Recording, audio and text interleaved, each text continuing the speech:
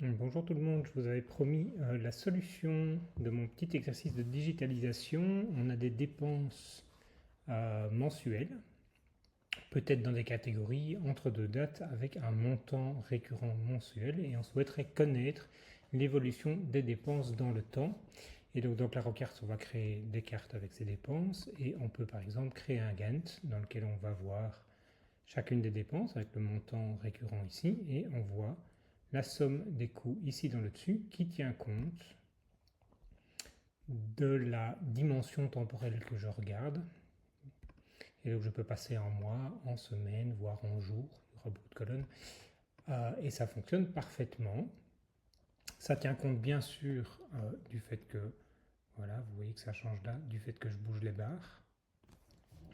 Et on peut y compris visualiser ces données dans d'autres types de tableaux de bord. Donc par exemple ici, un graphique par année, même principe, par quadrimestre, par mois, où on voit l'évolution des dépenses. Je reviens sur mon Gantt une seconde. Ça fonctionne même si vous décidez de catégoriser, donc de dire je vais séparer mon Gantt en blocs, ici par catégorie de dépenses, et on voit que les montants sont mis à jour automatiquement. Alors cette solution Clarocart, elle est pas complètement triviale dans le sens où si vous faites simplement une somme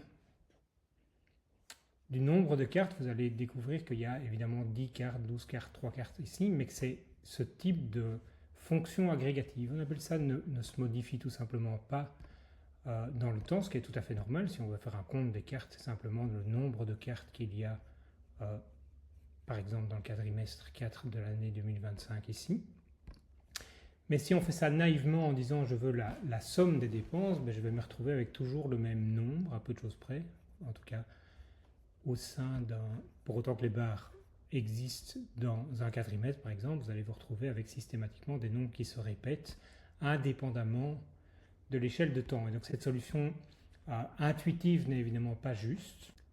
Alors la solution, on quitte ici le monde du pur no-code, parce que cette fonction agrégative n'est pas standard au point de la trouver de base dans un outil comme Claro. Et donc si je regarde, j'ai dû écrire cette petite fonction. Alors là c'est vrai qu'on est dans le monde un peu plus du développement, qui tient compte tout simplement du coût total en fonction du nombre de mois de la barre, de l'intervalle, et qui calcule en fonction d'un ratio qui tient compte de la cellule ici, je vous montre derrière, de la cellule ici par rapport à la taille de la barre. Et donc il y a une petite formule, comme on ferait dans un Excel ou autre, qui permet de créer sa propre fonction agrégative ici dans Claro, qui du coup, si on la remet,